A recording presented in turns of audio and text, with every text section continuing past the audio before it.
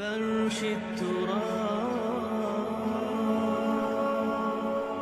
يضمني وهو غطاء. اور یہ مثال کیوں دی گئی ہے؟ اس آئینے میں ہمیں ہماری تصویر دکھائی گئی ہے. تم اگر قرآن کا حق ادا نہیں کر رہے تو تمہاری مثال وہی ہے جو یہود کی تھی. بئس مثل القوم الذین کذبوا بآیات اللہ، بری مثال ہے اس قوم کی جس نے اللہ کی آیات کو جھٹلایا. تو زبان سے تو یہودیوں نے کبھی نہیں جھٹلایا تورات کو، عمل سے جھٹلایا ہے. یہ وہ 5 مقامات ہیں جن میں اللہ تعالیٰ نے خود اپنے کلام کی شرح بیان کی ہے، تعریف کی ہے، اس کی عظمت کو بیان کیا. اب میں آپ کے سامنے ایک حدیث رکھنا چاہتا ہوں. حضور نے کیا فرمایا؟ ایک حدیث سنا چکا ہوں آپ کو. عن عثمان بن عفان رضی اللہ تعالی عنہ قال قال رسول اللہ صلی اللہ علیہ وسلم خیرکم من تعلم القرآن وعلمہ، تم میں سے بہترین لوگ وہ ہیں جو قرآن سیکھیں اور سکھائیں. یہ حدیث بڑی عجیب ہے.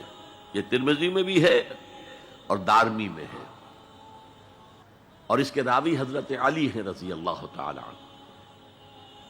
عن علی رضی اللہ عنہ قال، حضرت علی فرماتے ہیں انی سمعت رسول اللہ صلی اللہ علیہ وسلم یقول، میں نے سنا اللہ کے رسول صلی اللہ علیہ وسلم کو یہ کہتے ہوئے انہا ستکون فتنۃ، ان قریب ایک بہت بڑا فتنہ رونما ہوگا.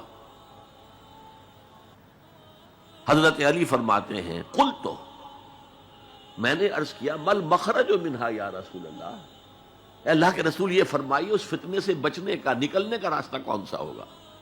جیسے آپ بڑے بڑے حالوں میں دیکھتے ہیں ایگزٹ، عرب ممالک میں لکھا ہوتا ہے مخرج.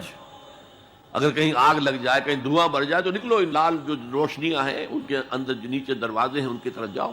یہ مخرج ہے جان بچانے کی. یہاں ایک لحظہ توقف کر کے ہمارا اور صحابہ کا جو فرق ہے اس کو نوٹ کر لیجئے. اگر ہم ہوتے تو کیا پوچھتے؟ حضور یہ فتنہ کب آئے گا؟ کدھر سے آئے گا؟ کیوں آئے گا؟ کیا ہوگا؟ یہ سارے سوالات کرتے نا، جن کا عمل سے کوئی تعلق نہیں، معلومات ہیں. حضرت علی نے کچھ نہیں پوچھا، بس آپ نے فرما دیا کہ بہت بڑا فتنہ ہوگا، تو بس ہمیں یہ بتائیے کہ اس سے نکلنے کا راستہ کیا ہے. اب سنیے حضور کی زبان سے قرآن مجید کی مدح. قال کتاب اللہ، فتنوں سے بچانے والی اللہ کی کتاب ہے. فیہ نبأ ما قبلکم، اس میں تم سے پہلے جو تھے ان کی بھی خبریں ہیں. قوم نوح اور قوم عاد اور قوم ثمود اور قوم مدین اور آل فرعون اور سدوم اور عمورہ کی بستیوں کے حالات ہیں کہ نہیں؟ وَخَبَرُ مَا بَعْدَكُمْ، اس میں تمہارے بعد جو آنے والے حالات ہیں وہ بھی درج ہیں. ذرا کھدائی کر کے نکالنا پڑتا ہے ورنہ حالات موجود ہیں. ایک اوپر کی چیز ہے، سامنے کی چیز ہے، ایک ذرا اندر سے کھدائی کر کے. لیکن یہ کہ حضور فرما رہے ہیں خبر و ما بعدکم وحکم ما بینکم، اور جو بھی اختلافات تمہارے درمیان ہوں گے ان کا فیصلہ بھی اس کتاب میں موجود ہے. کاش کہ ہم اپنے مذہبی اختلافات کو رفع کرنے کے لیے قرآن کی طرف رجوع کریں جو حبل اللہ ہے. واعتصموا بحبل اللہ جمیعا ولا تفرقوا. تو فرمایا کتاب اللہ فیہ نبأ ما قبلکم وخبر ما بعدکم وحکم ما بینکم. هو الفصل لیس بالحزل، وہ فیصلہ کن کلام ہے، ایسے ہی یابہ گوئی نہیں ہے. یہ قرآن کی آیات ہے. انہ لقول فصل وما هو بالحزل، سورہ طارق کے اندر آیا، طارق میں. هو الفصل لیس بالحزل من ترکہ من جبار قسمہ اللہ.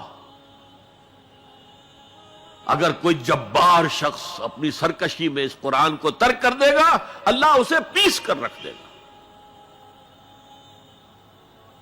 وَمَنِ ابْتَغَى الْهُدَى فِي غَيْرِهِ أَضَلَّهُ اللَّهُ، اور جو کوئی ہدایت حاصل کرنا چاہے گا قرآن کے سوا کسی اور چیز سے اللہ اسے لازماً گمراہ کرے گا. کتاب ہدایت تو یہ ہے. وَهُوَ حَبْلُ اللَّهِ الْمَتِينُ، اور یہی تو ہے اللہ کی مضبوط رسی جو قرآن میں کہا گیا وَاعْتَصِمُوا بِحَبْلِ اللَّهِ جَمِيعًا. میں نے ایک موقع پر اس آیت کا استہزاء کرتے ہوئے سنا تھا پاکستان کے شہر لاہور میں، جب 1973 یا 74 میں عالم اسلام کی سمٹ کانفرنس ہوئی تھی لاہور میں، تو یہ آیت وَاعْتَصِمُوا بِحَبْلِ اللَّهِ ہر ٹیکسی کے اوپر، ہر رکشہ کے پیچھے لکھی ہوئی ہوتی تھی اور وہ اس کے بینر لگے ہوئے تھے.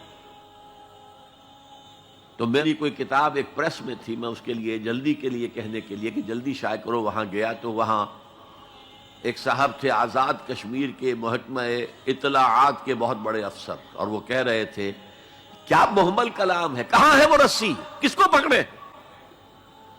انا للہ و انا الیہ راجعون.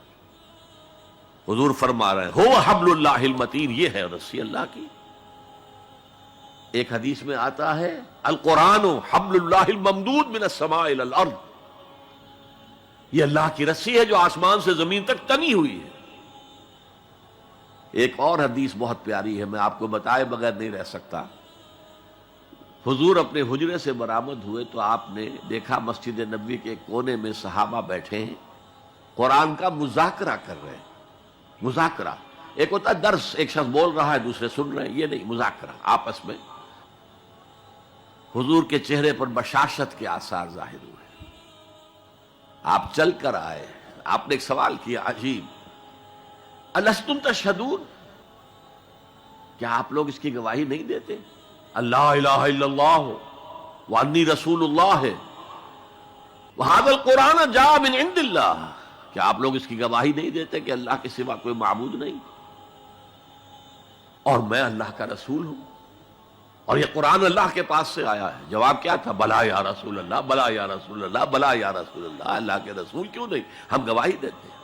اب فرمایا جس کے لیے میں نے یہ حدیث سنائی، فاستبشروا، خوشیاں مناؤ.